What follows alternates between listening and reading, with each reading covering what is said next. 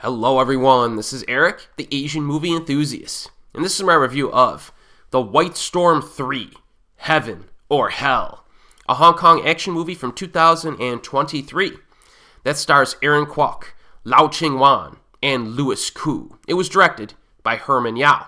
Now this is not a direct sequel to the prior films, but it is a thematic sequel, just as White Storm 2 was a thematic sequel to the first one. Undercover police officer Chung, played by Aaron Kwok, has been infiltrating drug lord Hong's cartel, played by Lau Ching Wan. One time, during an accident, another undercover officer, Au, played by Louis Koo, also earns the trust of both Cheung and Hong, and the three of them form a brotherly bond. When Hong's narcotics businesses in Hong Kong were busted by the police, Hong flees to the Golden Triangle with Cheung, who was wounded from friendly fire. Now, I was greatly entertained when Louis Koo played the bad guy in The White Storm 2. Very outlandish and crazy performance, but very entertaining. But it was nice to see a change up to make Lau Ching Wan the bad guy in this third installment. So that's kind of like the benefit of having an action series that's they're not direct sequels, they're just thematic sequels. So you could use the same actor in multiple movies and have him play a good guy in one movie, a bad guy in another movie. So in this one, we get Lau Ching Wan as the villain.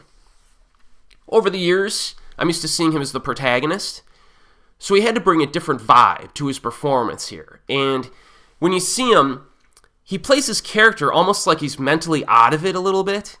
You know, the way he walks is just kind of like lackadaisical, almost like he's tripping out a little bit, but he's very slippery and tough to catch. So multiple times the cops got him right where they want him, but he escapes using guns and tricky hidden explosives. So I like Lau Ching Wan in this as the baddie.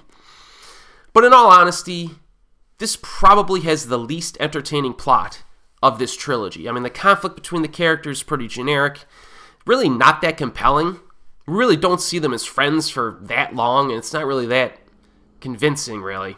They're basically at each other's throats most of the time. Story's oddly presented, too. Like, it jumps back and forth in time. A lot of flashbacks, which I'm not sure was entirely necessary. They probably could have told this chronologically. Obviously, the action would have been more backloaded, because you got to, set everything up dramatically, but I don't know. I think, as is, they throw in some action near the beginning, which I guess kind of helps a little bit, and then you go into flashback mode to see them kind of develop their friendship or whatever, but it just wasn't really that effective to me in this case. There's a romance subplot that I didn't really like that much. I don't understand why action movies feel the need to chuck in a romantic subplot.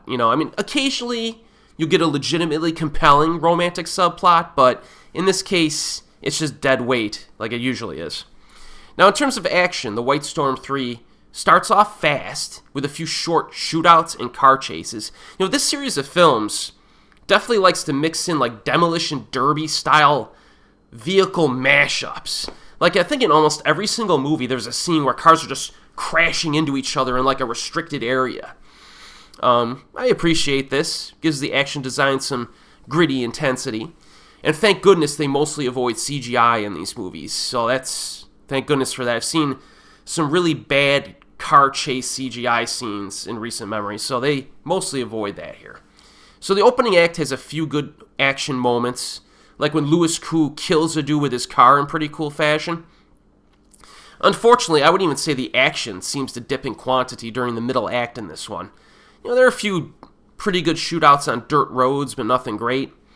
But thankfully, the big finale has a ton of explosions, fire, and gunplay. There's even military jet airplanes that get into the mix. A nicely satisfying conclusion, but I think it does fail to excel in anything more than point-and-shoot choreography. So there's enough action to be effective, but I think the action is the weakest of this trilogy as well. So I'm kind of coming off quite critical of The White Storm 3, but I would say that I still found it to be watchable. It was a watchable action flick. Probably my least favorite of these three, though, overall. The star power definitely helps if you're a fan of the actors. They're nice to see. But I think this franchise is starting to gas out. I moderately recommend this. Currently available on Viki. I'll see you next time.